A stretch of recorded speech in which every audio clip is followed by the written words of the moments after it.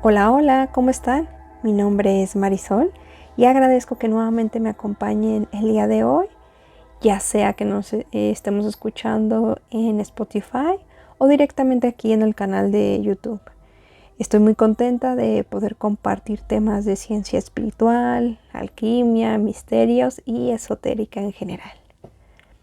El tema del día de hoy es las escuelas místicas en Atlantis y también lo que representa como el precedente para las escuelas místicas de la era que habitamos actualmente. Todas esas escuelas helénicas, escuelas ocultistas, que son el legado de esas primeras escuelas místicas de la era de Atlantis.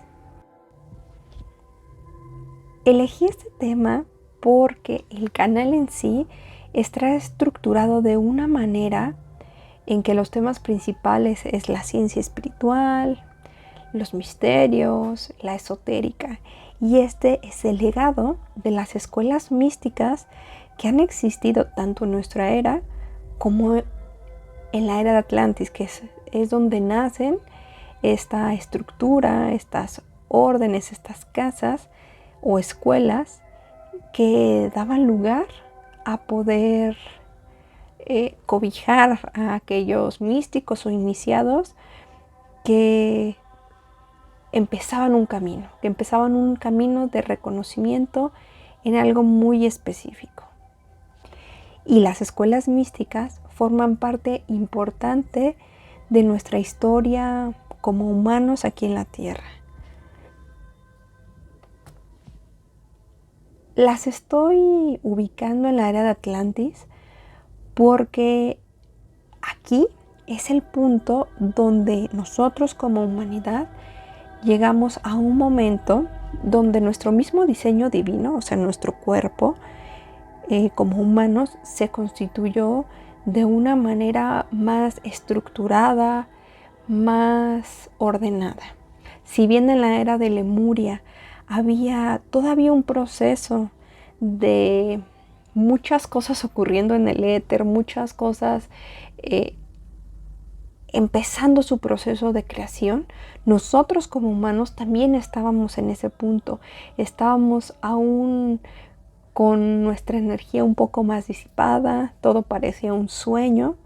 Y al ir avanzando, Atlantis integra la polaridad masculina y permite dar una estructura a muchas cosas. Esta estructura también se ve plagada en nuestro sistema físico y energético, porque las dos polaridades, o sea, la polaridad femenina que la desarrollamos en la era de Lemuria y la polaridad masculina que integramos en la era de Atlantis, daba pie o dio pie a comenzar a explorarnos de manera más estructurada. Es decir, que toda aquella sabiduría que habitaba en nosotros y que habíamos recorrido, tanto en esta esfera como la sabiduría que es parte de nuestra conciencia, más allá del proceso que estamos viviendo en esta esfera, se pudo manifestar y dio pie a un proceso de florecimiento de estas escuelas que eran lugares, no lugares como tal, no es algo literal, sino que era un lugar, hablando simbólicamente, donde podías empezar a reconocerte a ti mismo, empezar ese proceso de autorreconocimiento y de exploración. Como ya hemos platicado en el canal, la era de Atlantis fue ese proceso donde integramos la polaridad masculina y el plexo solar. Es decir, empezar como a reconocernos, a tener más estructura, a tener dualidad, porque al estar ya más materializados, aún estando en una quinta densidad en ese momento, hay un proceso de materialización. Y esto dio pie a que nuestro mismo diseño divino estuviera dividido en dos ojos, dos lóbulos, pero a nivel interno, a nivel sutil, de manera muy orgánica, se comenzó a dar una jerarquía y organización a todo aquel conocimiento sutil y profundo y el mismo proceso de evolución como seres, o sea, seres en ese momento atlantes, permitió comenzar a anclar todo aquello, toda aquella información, toda aquella sabiduría que habitaba en nosotros en familias. Estas familias o grupos eran familias de iniciados en ciertas disciplinas. En la actualidad podemos ver, por ejemplo, especialistas en ciencias sociales como los historiadores, los filósofos, etc. Alguien que se especializa en las artes, por ejemplo, y hay distintos espectros de las artes, distintas gamas. Especialistas en ciencias naturales como los químicos, los matemáticos, los biólogos, etc. Así, distintas ciencias que clasificamos de acuerdo a su objeto de estudio. Sin embargo, en dicha era, en Atlantis, la estructura se agrupaba de acuerdo a algo más profundo, no a algo tan material. Y lo que se buscaba, más que el entendimiento y el desarrollo del ser material, era el desarrollo y el entendimiento del ser espiritual. Es decir, tener muy integrada esa parte.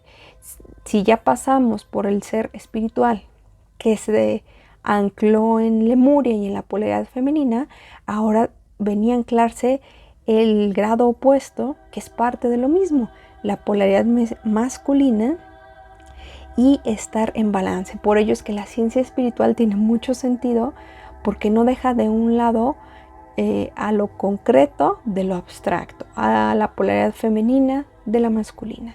Es un conjunto en balance del ser material y del ser espiritual. Pero debido a la densidad que se habitaba en ese momento, estaba muy enfocada a permitir el desarrollo del ser espiritual de una manera mucho más amplia. El velo era muy ligero.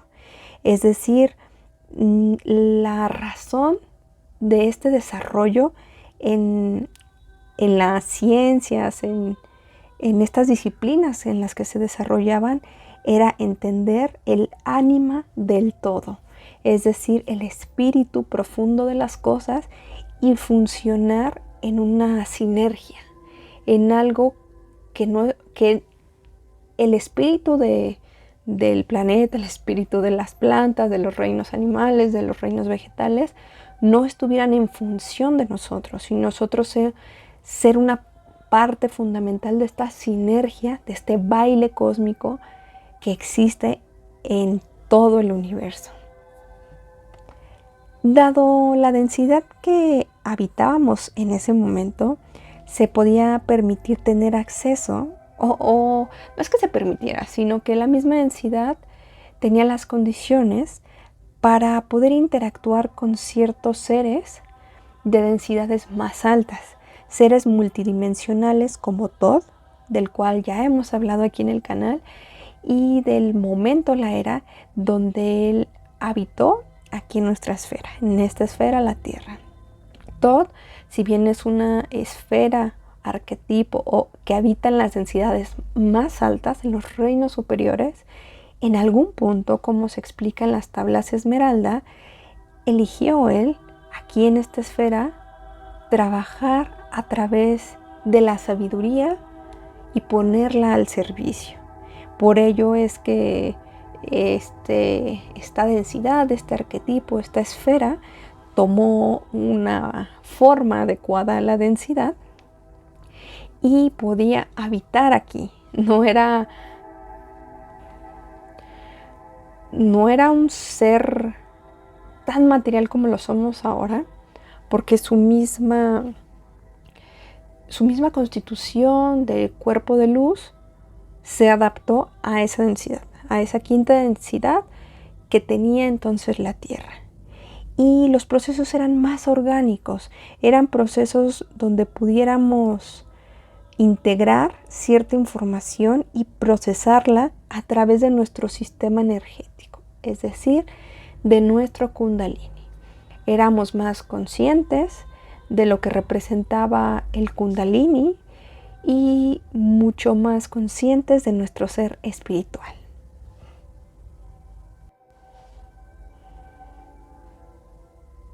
Es importante ver al Kundalini como un reflejo de un mapa cósmico, es decir, es nuestro templo de Salomón.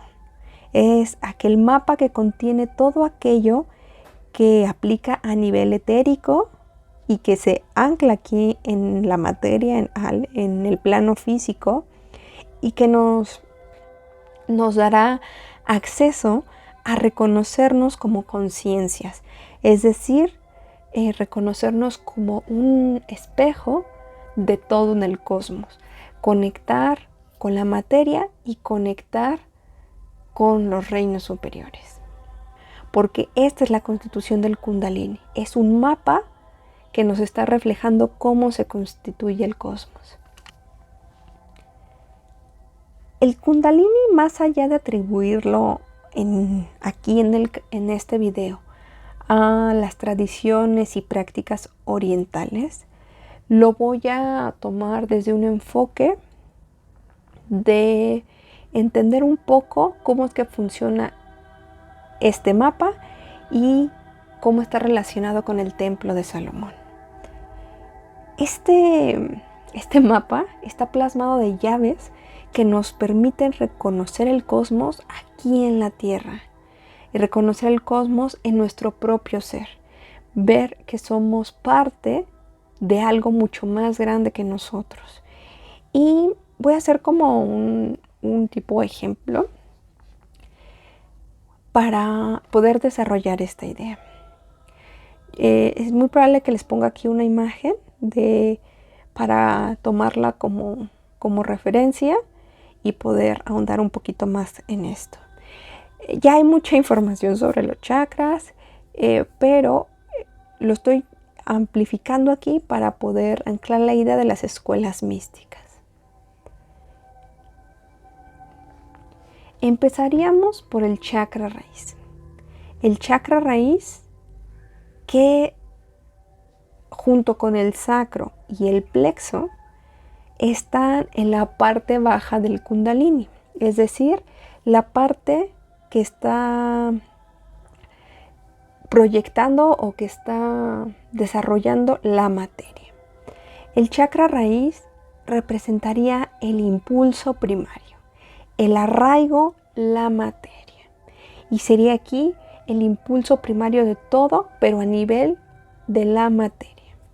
El chakra sacro sería ligado a la polaridad femenina y representa la conexión, la divinidad y la sanación.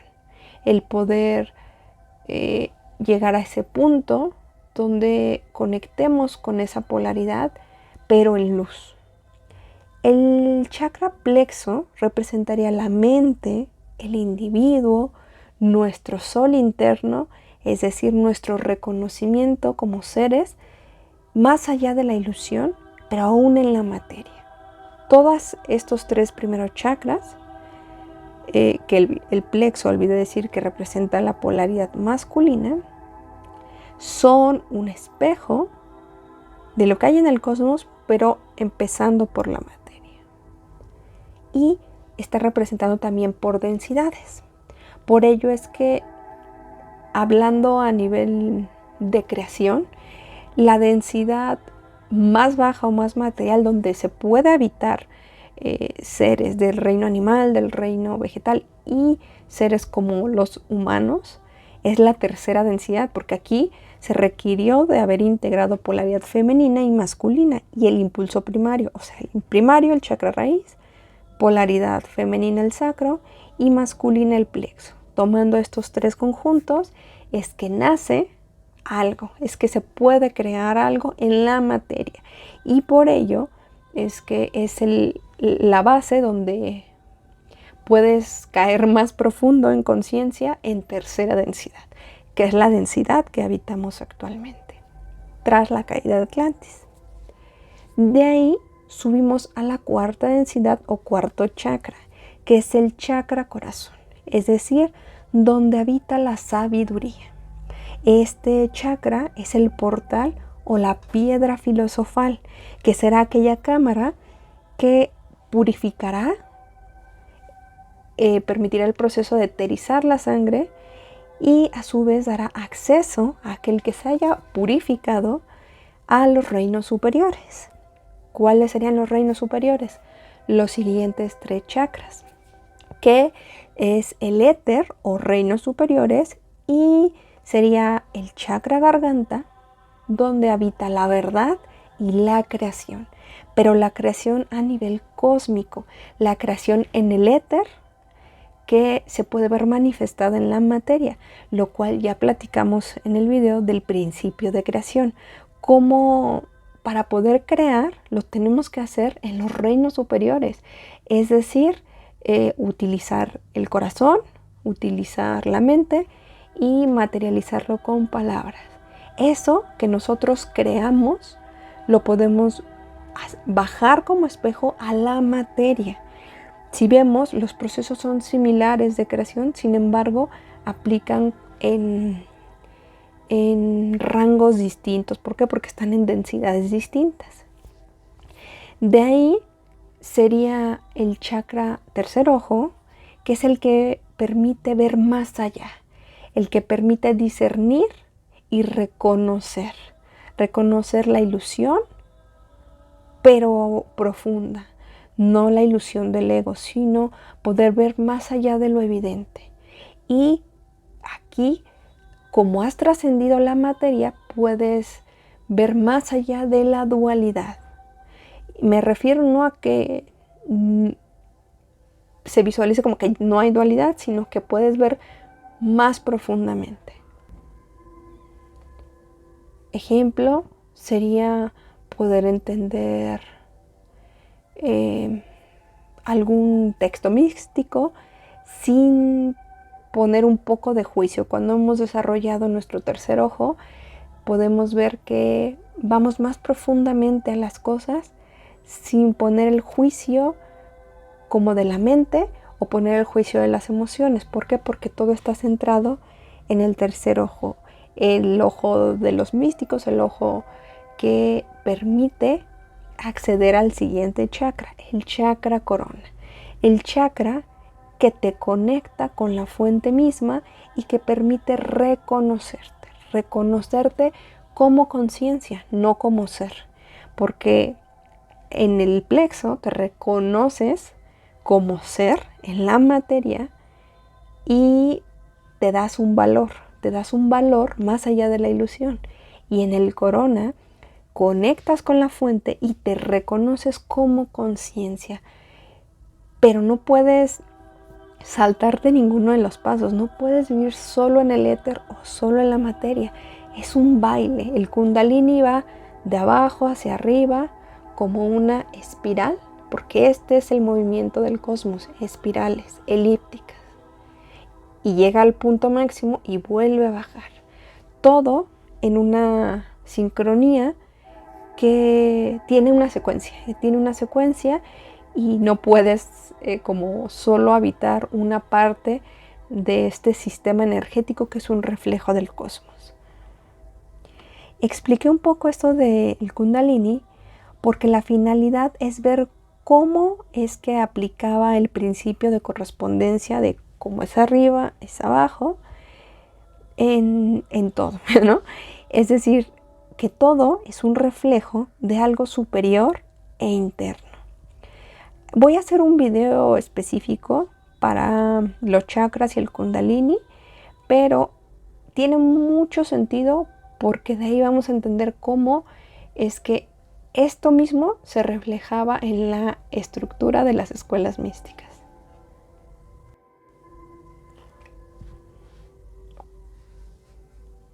Una vez que podemos ver cómo todo está correlacionado, por ejemplo, si las 7 esferas energéticas que representan al Kundalini, los 7 días de la semana, las 7 densidades de conciencia, los 7 picos de la estrella de Salomón, que la estrella de Salomón es llamado el templo de Salomón y hace alusión al Kundalini.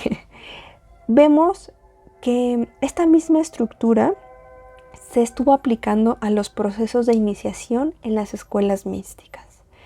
En la era de Atlantis había distintas escuelas que se encargaban de iniciar al místico. es decir, a las personas que acudían a estas órdenes, a estas escuelas, y las iniciaban nuevamente dentro de alguna disciplina, pero no una disciplina como las conocemos actualmente. Recordemos que en el punto anterior platicábamos que a este punto se trataba de desarrollar más el ser espiritual, por lo tanto las disciplinas eran a nivel espiritual.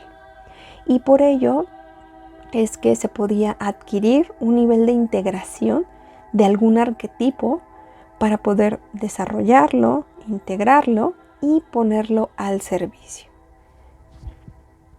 Aquí se puede ver cómo es que habitaban o vivían en un balance, porque se ven las dos polaridades integradas, algo que es esencial para que un místico esté purificado, ya que se desarrollaba parte del individuo que le permitía reconocerse de manera unitaria y especializarse, por así llamarlo, en alguna disciplina espiritual, pero a la vez esto tenía un sentido más profundo de ponerlo al servicio también del colectivo. Es decir, no solo era vivir hacia los demás sin sentido, como en algún punto se llegó a hacer en Lemuria, estar solo habitando el colectivo, o vivir solamente en el individuo, sino que se integraban estas dos energías en balance, se purificaba el místico y podía reconocerse y a su vez esto compartirlo con los demás, es decir, seguir un ciclo orgánico del ser, de poder ser parte de algo más grande que uno mismo. Tomé el tema del Kundalini porque las escuelas místicas aplicaban algo muy similar, es decir, comenzabas en una primera esfera, en una primera escuela, de acuerdo a tus propios procesos como ser, y aquí eras iniciado. Algunos habitaban por mucho tiempo esta esfera o escuela mística y algunos otros avanzaban y seguían integrando información así, como en el Kundalini.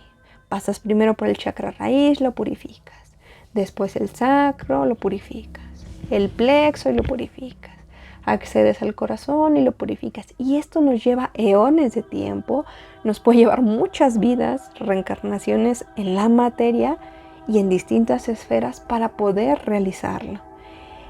Aquí era algo muy similar. Estabas en alguna escuela, te iniciabas y podías permanecer mucho tiempo en este mismo arquetipo, en esta misma esfera, y algunos continuaban su camino. Entonces habían pasado por distintas esferas, distintas escuelas místicas y se iban descubriendo, iban integrando distintos arquetipos a su ser espiritual, y por ello es que puse este ejemplo de las 7 esferas del Kundalini, que sería la representación de las 7 escuelas místicas en las que te podías desarrollar. ¿Por qué? Porque cada escuela mística está ligada también a un aspecto astrológico, que es algo que tú desarrollabas como ser y que te permitía adquirir e integrar un arquetipo. Un ejemplo sería, por ejemplo, el chakra corazón. Aquí el chakra corazón, que está ligado a arquetipos de la luna, como la María, y de la tierra, la Pachamama. Es decir, el arquetipo que desarrolla las sanadoras desde el agua, la sanadora desde la tierra. Y estos arquetipos que tenían como su propia escuela mística, la finalidad era el poder aprender a navegar sus aguas. Es decir, por ello está ligado al elemento agua, astrológicamente a estas esferas planetarias o a estos planetas que tienen representación con el agua. ¿Por qué? Porque eran las sanadoras, las Marías, pero específicamente ligadas a la emoción, la que se pudo sanar a sí misma aprendiendo a navegar sus propias aguas, sin perderse en la profundidad de estas. Otro ejemplo sería en el chakra garganta, que está ligado a Mercurio, es decir, al arquetipo de Thoth. Y aquí los que se especializaban o habitaban o estaban iniciados en esta escuela mística era poder desarrollar o habitar la sabiduría integrando mente y corazón.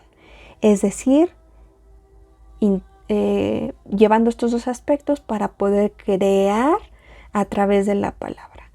Que lo que tus palabras digan haya sido purificado a través del corazón y haya sido estructurado también a través de la mente, para que lo que tú digas, además de ser algo que creas, pueda ser sabio, pueda venir desde la sabiduría del corazón. Estos iniciados estaban ligados a Thoth, a ese arquetipo, al maestro de la materia. Es decir, aquí desarrollaban el poder ser un canal entre el éter y la materia. Resguardar, registrar, conectar con todo lo que hay en el éter y tenerlo aquí bien anclado en la materia. Un tercer ejemplo, en el chakra corona, el arquetipo de el rey, ligado a Ra, el sol, la singularidad, el sol primordial. Es decir, los canalizadores, los que podían viajar entre soles.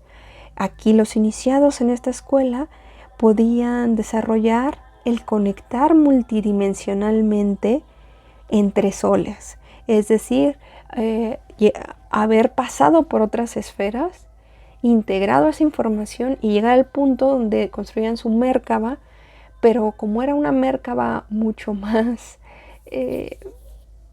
llena de fotones, de luz, porque la densidad lo permitía, era mucho más fácil conectar para el iniciado aquí en esta escuela entre soles y poder anclar los mensajes, es decir, canalizar. Y no es que hubiera uno más importante que otro, sino que el ir por distintas escuelas te permitía adquirir mucho más procesos que te servirían en algún otro arquetipo. Por ejemplo, aquí el arquetipo del rey, que había requerido pasar por el chakra garganta, por el chakra corazón, etc., podía posteriormente habitar nuevamente otra esfera, otra escuela de tal vez el arquetipo de la María. No era algo jerárquico como lo pudiéramos entender en la actualidad, sino es algo más profundo, de desarrollo del ser. Me gustaría ampliar más sobre los iniciados en las escuelas de Thoth, ya que, o las escuelas de esta esfera, de esta escuela mística de Thoth como arquetipo y de lo que representa, porque sí había iniciados que tenían como funciones muy específicas. Ya en el canal hemos hablado de la esencia de este arquetipo de Thoth, de lo que él representaba, es decir, el poder resguardar la sabiduría y ponerla al servicio. Esto es el espíritu de Thoth, es de lo que él habla en las tablas de Esmeralda y cuenta a manera de texto, de narración, su proceso de cómo se inició él mismo aquí en esta esfera, cómo reconoció la materia, cómo estuvo entre la materia y después de la caída de Atlantis regresó a los salones de Amenti y ahí descansa en lo que ocurre en ciertos procesos de ascensión. Eso se refiere a que podamos levantar un poco, o no levantar, más bien aligerar el velo de ofuscación que actualmente tenemos y que no nos permite reconocer ciertos procesos de sabiduría en nosotros mismos. Por ello es que aquí mismo en estas tablas, Thoth es una representación de la sabiduría que habita en los reinos superiores y que en su momento también estaba habitando en la materia. Los 77 iniciados en esta escuela, y digo 77 porque es una llave alquímica. Sí es un número, pero me gustaría que lo tomaran como una llave alquímica, ver más allá de lo literal. Entonces estos 77 iniciados en la escuela de místicos o de misterios que representaba Thoth, habían pasado por otras esferas, por otras escuelas, pero en esta en particular se resguardaba todo aquello que habitara o que habitaba en la sabiduría cósmica, es decir, un tipo de escribas que dejaban registro en la materia de aquello que pudieron como extraer del éter, porque como hemos platicado, en el éter es donde ocurre la creación del todo y en la materia lo vemos manifestado. Por ello, todo aquello que bajaban del éter lo anclaban a la materia y lo traducían en información tras haberlo sometido a un proceso de purificación o de eterización en la sangre, es decir, la creación de su piedra filosofal. Por ello es que habitaban el arquetipo del místico, del mago que resguarda, habita y comparte. ¿A qué le suena esto? Los 3 arquetipos de la sabiduría: Thoth, Hermes y Mercurio.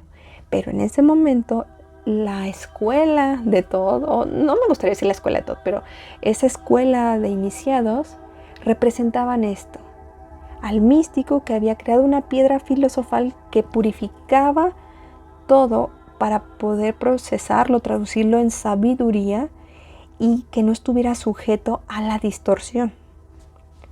Si lo describiéramos físicamente, sería como si fueran unas bibliotecas en donde se resguardaba toda la sabiduría en cristales. ¿Por qué? Porque los cristales es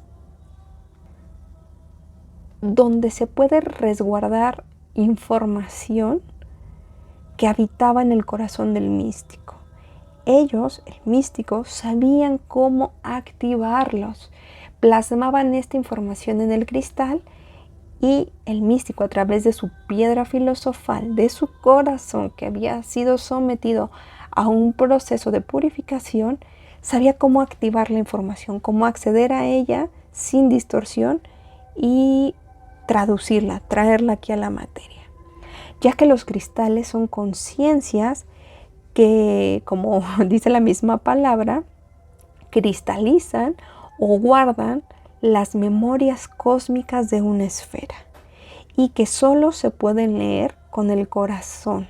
No hay otra manera de poder acceder a la información que resguarda un cristal. El cristal resguarda estas memorias de la tierra, estas memorias del espíritu de la tierra, de nosotros como humanos, y por ello es que las personas que conectan, por ejemplo en la actualidad, con los péndulos, que son buenos sanadores con los cristales, tienen este impulso. Ellos saben cómo activar los cristales, ya sea que los ocupen para sanar, porque tal vez también tienen el impulso de las sanadoras, o que los ocupen para canalizar o para medir, como lo hace el péndulo. Todo esto se hace a través de un clari importante, que es la clarisentencia. Y la clarisentencia te va a poder permitir conectar con el corazón, o sea, de lo que traducir el mundo a través del corazón. Y no hablo del corazón literal, sino de lo que representa como chakra. Es un clari muy específico y que te permitirá haber trabajado la sabiduría y traducirla aquí en el mundo, poder leer la energía, poder leer los cristales, poder leer a una persona. Pero bueno, para no perderme, el místico sabía cómo activarlos y aquí el cristal resguardaba esa información. Después de la caída de Atlantis, los iniciados en dicha escuela fueron resguardando aquello que es parte de nuestra propia historia. tanto a nivel cósmico como a nivel de esta esfera. Y lo llevaron a través de distintos puntos geográficos, es decir, como guardianes de esta información. Pero lo llevaron a través de llaves, pero de llaves que iban segmentadas, es decir, no solo un grupo de místicos llevaban toda la información, sino que eran una llave codificada, pero en muchos sigilos, por así decirlo.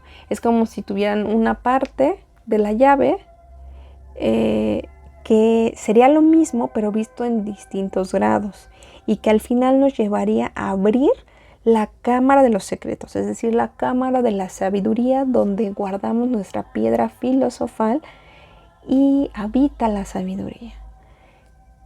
Puse este ejemplo porque muchas veces vemos que en Oriente hay ciertas tradiciones, ciertos conocimiento que se conecta mucho con información de América y que a su vez se conecta mucho con la información de los celtas y con la información de pueblos de África y con información de pueblos de Medio Oriente. ¿Por qué podría ser esto si habitaron en cierto sentido en momentos distintos históricamente o linealmente, hablando de tiempo? Porque tenían este resguardo, o sea, este vestigio de esa información mística, de esa sabiduría que había sido resguardada y en su momento también se ofuscó con la finalidad de proteger esta información mística y también de poder ver que no hay nada absoluto. Es decir, todo era parte de lo mismo, pero sin que se concentrara en una sola verdad.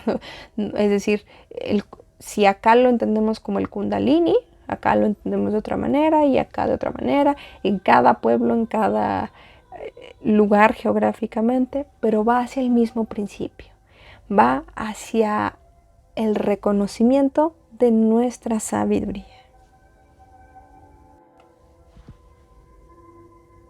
En la actualidad aún tenemos memoria que está muy ofuscada por el velo de Isis, que gradualmente nos ha ido dando acceso a ciertas llaves. En su momento se le llamaba escuelas de ocultismo, en su momento también fueron las escuelas helénicas de la era de Hermes, las escuelas pitagóricas o filosóficas, todas estas escuelas místicas, pero que justo en esta era que habitamos, la era de las revelaciones, es una era que de hecho está narrada en la Biblia como el Apocalipsis, ¿no? Y que más allá de ser un ciclo de terror o de destrucción o de miedo, es el proceso de poder develar lo que está ofuscado, en un sentido que nos pueda permitir integrar información. O sea, no se devela todo, se devela lo que nos va a servir para poder avanzar en nuestro proceso de ascensión, para poder avanzar en nuestro reconocimiento y hacer mucho más ligero el velo. Estas escuelas que decía, las ocultistas, las helénicas, son el reflejo de eso, de que la información siempre ha estado con nosotros y a pesar de que habite tal vez en nuestro inconsciente y el velo no nos permita ver mucho más allá, sabemos que habita, lo sentimos en el corazón.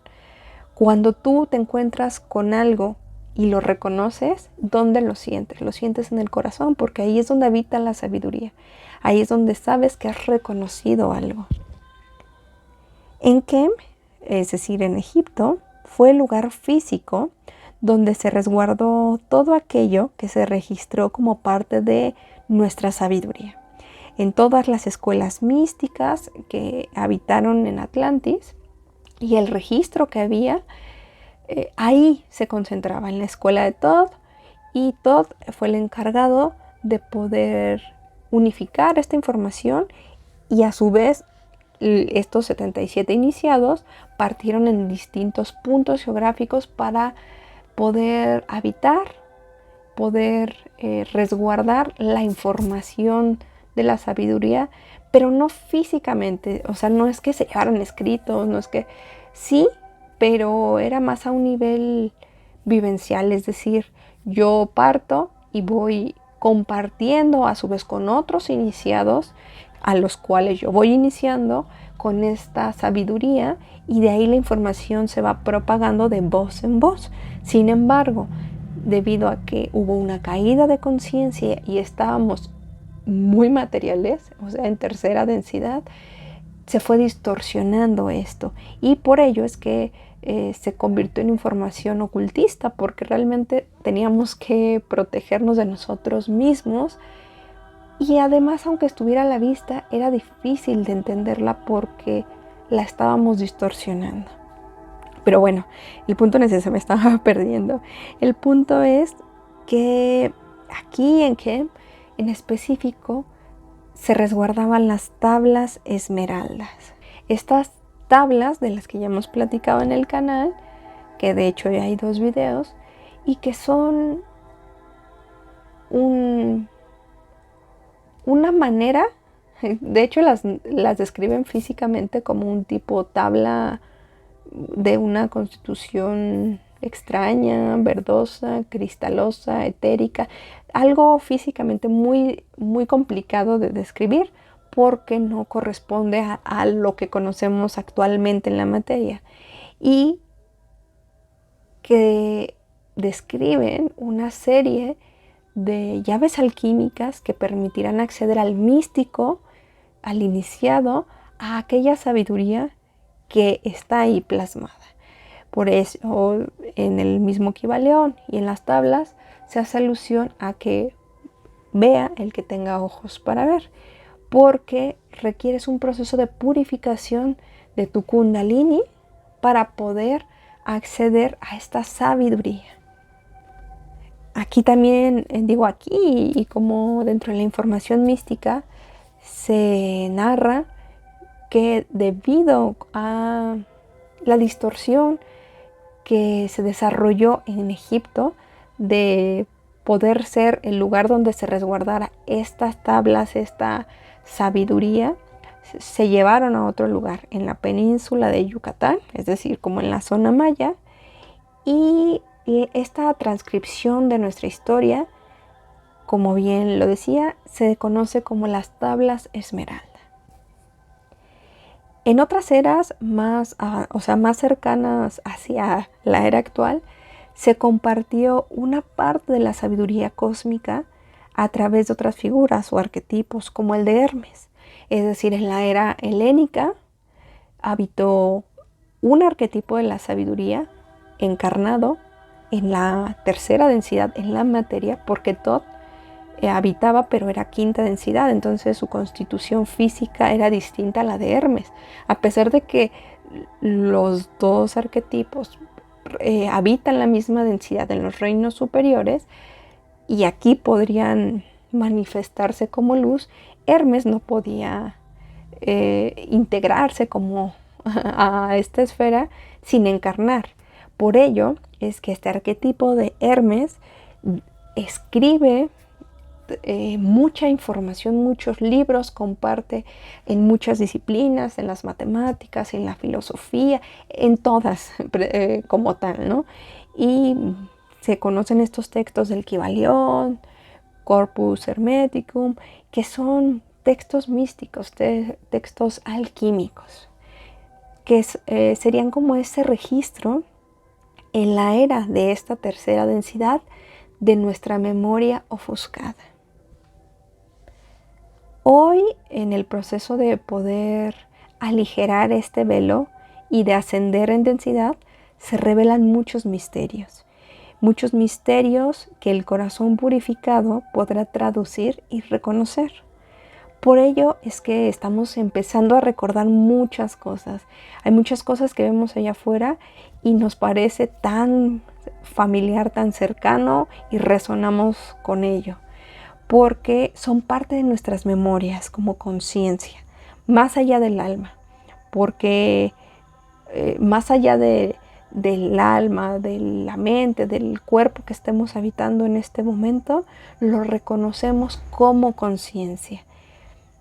Es decir, entramos a un proceso más profundo de reconocer quién somos y de resonar justo con muchas cosas que parecieran mágicas, pero que son el acceso hacia los reinos internos, hacia nuestros mundos internos y posteriormente a los reinos superiores.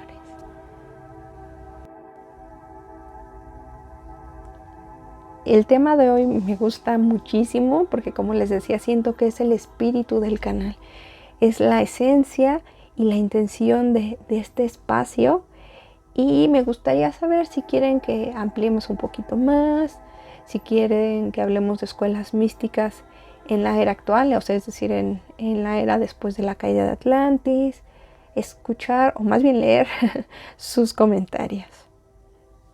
Les agradezco como siempre que me acompañen, que estén aquí conmigo escuchando, y recuerden que los días miércoles es cuando subo contenido al canal. Nos vemos pronto y les mando mucha luz.